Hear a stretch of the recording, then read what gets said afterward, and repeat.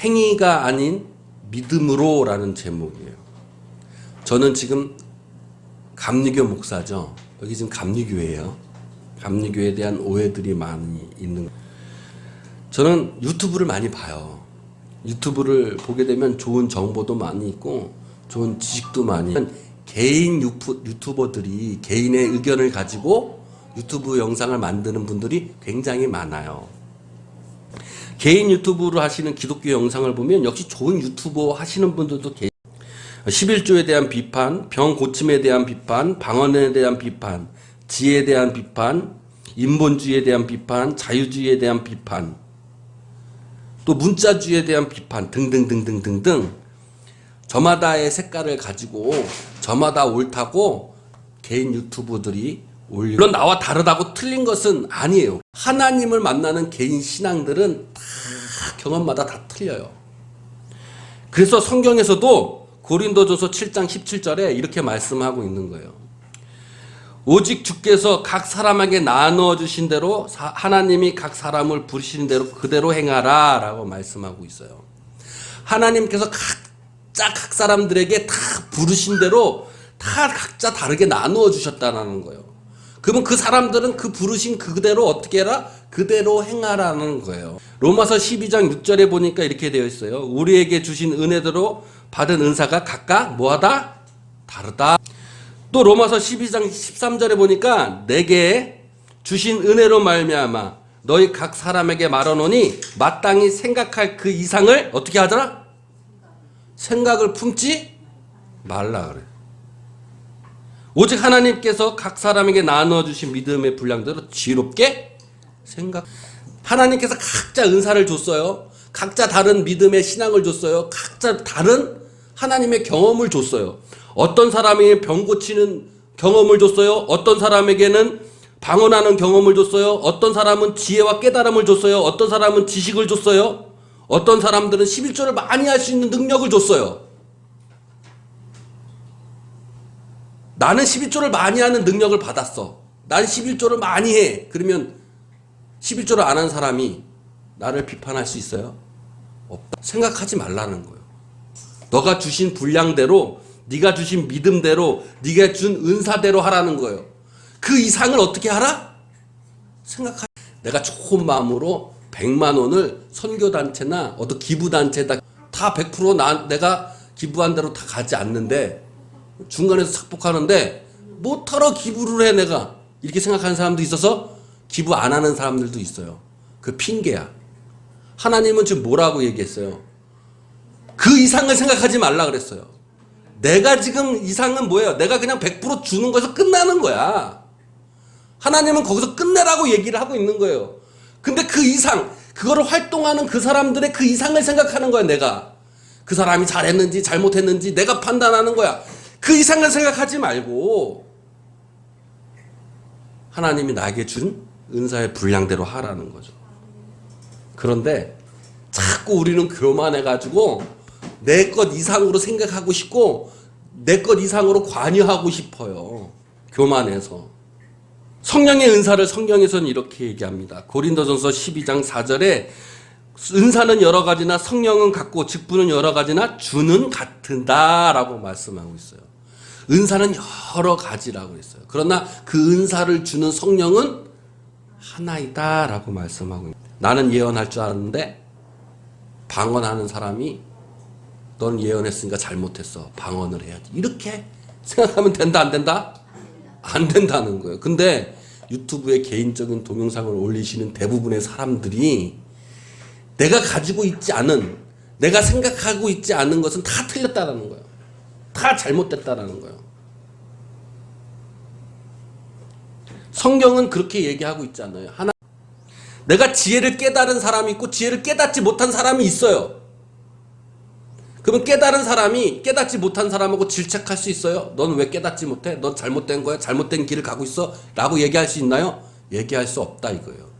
그 사람은 지혜를 깨닫지 못해도 대신 병 고치는 은사를 가질 수도 있는 것이고 믿음의 은사를 가질 수도 있는 거고 행함의 은사를 가질 수도 있는 거예요. 나와 다르다고 틀린 것은 아니에요. 교회 내에서 행함은 성령의 믿음의 행함에 이루어지는 거예요. 은사는 성령의 행함이에요. 행함. 바울은 고린도전서에서 이렇게 길게 얘기하면서 13장 2절에 이렇게 이야기하고 있어요.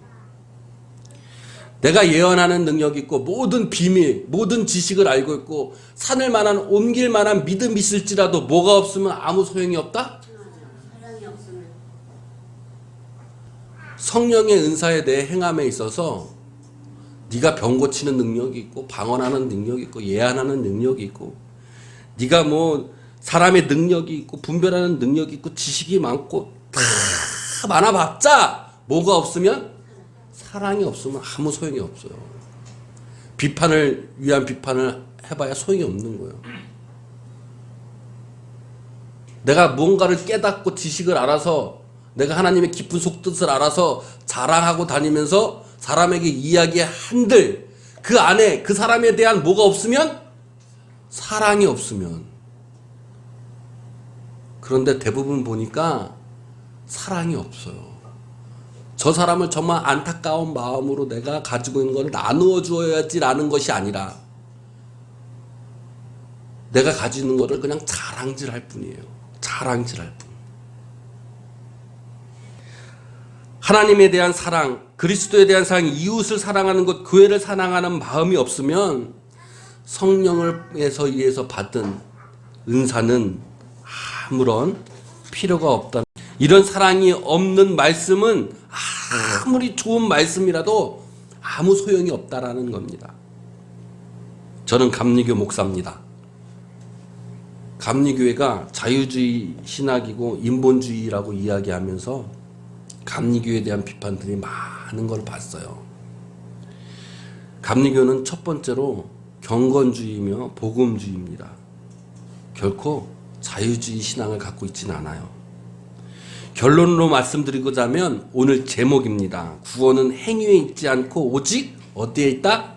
믿음에 있다라는 거예요. 구원은 성령의 은사에 있는 것이 아니라 오직 예수 그리스도의 피, 예수 그리스도에 대한 믿음, 그 믿음으로 있다는 거예요. 여태까지 제가 얘기했던 것은 성령의 은사예요. 은사는 행위입니다. 믿음이 아니에요. 성령으로 주어진 은사는 우리가 믿음으로 통해서 나오는 인간의 주체적인 행위인 거예요. 그 주체적인 성령의 은사를 통해서 우리가 구원을 받을 수 있다? 없다라는 거예요. 우리가 병 고치는 능력으로 구원을 받을 수 있다? 없다라는 거예요. 내가 지혜로 구원을 받을 수 있다? 없다라는 거예요. 지식으로 없다라는 거예요. 분별력으로 구원을 받을 수 있는 것이 아니라는 거예요. 내 능력으로 행위로 받을 수 있는 것이 아니라는 거예요. 성령의 은사인 것뿐이에요. 성령의 은사가 우리를 구원해 주지 않아요. 그런데 마치 성령의 은사가 우리를 구원해 주는 것처럼 이야기하고 있는 것이 이 세상 사람들이에요. 내가 깨닫지 못하면 너네도 구원받지 못해. 너의 하나님의 속마음을 알지 못하면 너는 구원받지 못해.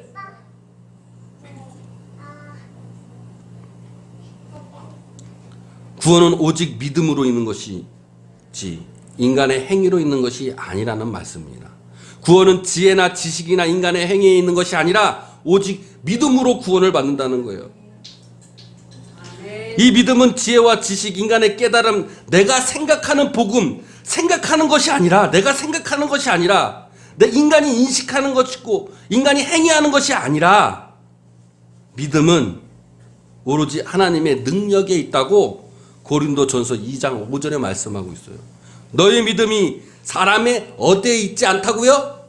지혜에 있지 아니하고 다만 하나님의 능력에 있느니라 말씀하고 계세요.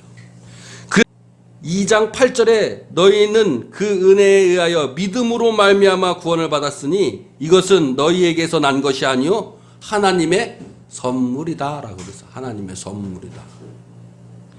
하나님의 은사에 의해 성령의 은사로서 너희가 행위로 하는 것으로 통해서 구원을 받는 것이 아니라 믿음은 오로지 하나님이 주시는 선물이며 은혜이며 하나님의 능력에 있다라는 거예요. 여러분 어리석은 자가 되지 않기를 바랍니다. 속지 말기를 바랍니다. 성령의 은사가 우리를 구원해 주는 것이 아니에요. 알물 통해서 우리가 구원을 받는 것이 아닙니다. 깨달음을 통해서 내가 하나님의 깊은 속뜻을 알아서 구원받는 게 아니에요. 우리의 구원은 오로지 예수 그리스도의 피, 그에 대한 믿음을 통해서, 그 믿음 또한 하나님이 나에게 주시는 능력에 있는 것이지 내가 하는 것이 아니에요. 제가 여태까지 성령의 은사 이렇게 얘기를 드렸는데, 그럼 대체 은사라는 게 구체적으로 무엇인가 한번 우리 성경을 통해서 알아봐야 될 것 같아요. 성령의 은사는 각각 믿음대로 분량대로 주셨다고 말씀하셨는데, 그러면 대체 그 은사라는 게 뭐냐? 은사라는 것이 헬라어로 카리스마라고 이야기해요. 카리스마. 우리 많이 단어 쓰잖아요. 카리스마. 그게 은사야. 아셨어요? 은사라는 게 대단한 것 같았죠? 그게 카리스마예요. 카리스마. 우리가 보통 카리스마 쓸 때 뭐라고 느껴져요? 저 사람 카리스마 있어. 저 사람 은사 있어. 이라는 얘기예요.